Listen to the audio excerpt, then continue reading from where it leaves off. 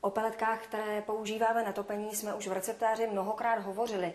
Mluvili jsme i o takovémhle lisu na pelety, který můžeme mít doma, ale tenhle mi připadá nějaký novější. Mýlím se, nebo je to tak? Ano, je to tak. Je to nový model Profi. Tento model je vylepšený o několik prvků.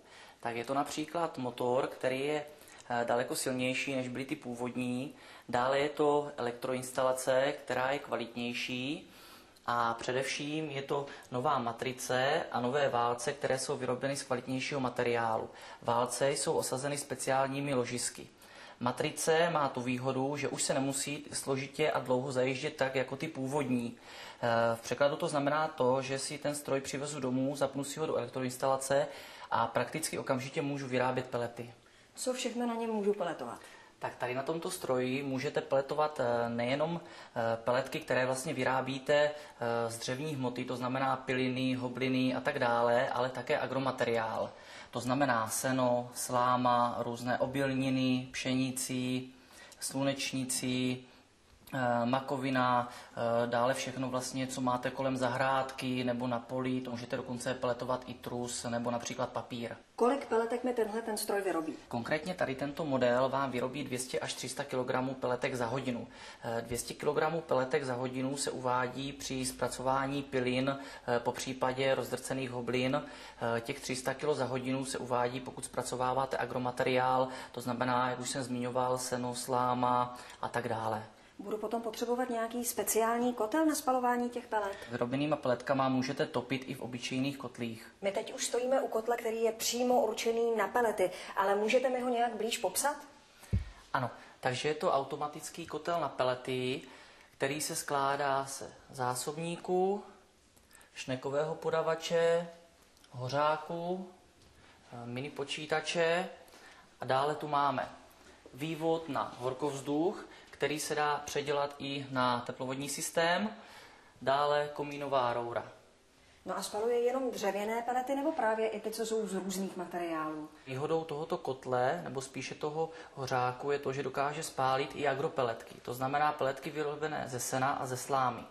A nezanáší se potom? Ne, nezanáší se. Ten hořák je speciální v tom vlastně, že tam dochází k proudění vzduchu, to znamená, že tam vzniká teplota zhruba 1350 stupňů Celsia a tato teplota je právě důležitá k tomu, aby se tyto pelety, které jsou vyrobeny z agromateriálu, dobře spálily. A nejsou potom méně výhřevné? Ta výhřevnost u těchto agropelet je zhruba 16,5 až 17,5 MJ, což už je skoro jako u pelet z dřevního materiálu.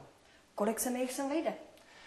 Tady přímo do tohoto zásobníku se vám jich vejde zhruba nějakých 150 kg, což je na 4 až 7 dní vytápění. Než ten kotel začnu používat, je potřeba dbát nějak na údržbu, třeba ho nějak vyčistit? Ten kotel nemusíte nějak čistit, jenom si ho vlastně nainstalujete, zapnete tady tento mini počítač a tady vevnitř rozložíte oheň, zapálíte. V momentě, kdy vám splane, nastaví se vlastně automatické dávkování, které vy si naprogramujete. Můžete si naprogramovat na každý druh peletek zvlášť ten posun a tu častost toho dávkování. K tomu vlastně slouží, k té kontrole toho hoření vám slouží tady toto sklíčko, kdy vy vlastně vidíte přímo, jak se vám ten oheň chová. Nicméně určitě jednou za čas bude potřeba asi ten kotel vyčistit, pokud se nepletu. Ano, jednou za čas určitě ten kotel musíte vyčistit a k tomu slouží právě tady tyto dvě komory, kde vlastně běžnou kominářskou štětkou provedete tady to čištění. Má ten kotel nějaké nevýhody? Jednou z takových drobných nevýhod je ta, že vlastně ten hořák nemá v sobě zabudovaný žádné elektrické zapalování. To znamená, že vy ty peletky si musíte zapálit ručně. Ale to se vám stane vlastně 2x, 3x do roku, kdy musíte provést to čištění. Tuto nevýhodu bych vyvážil takovou hlavní výhodou toho kotle a to je pořizovací náklady na to vytápění.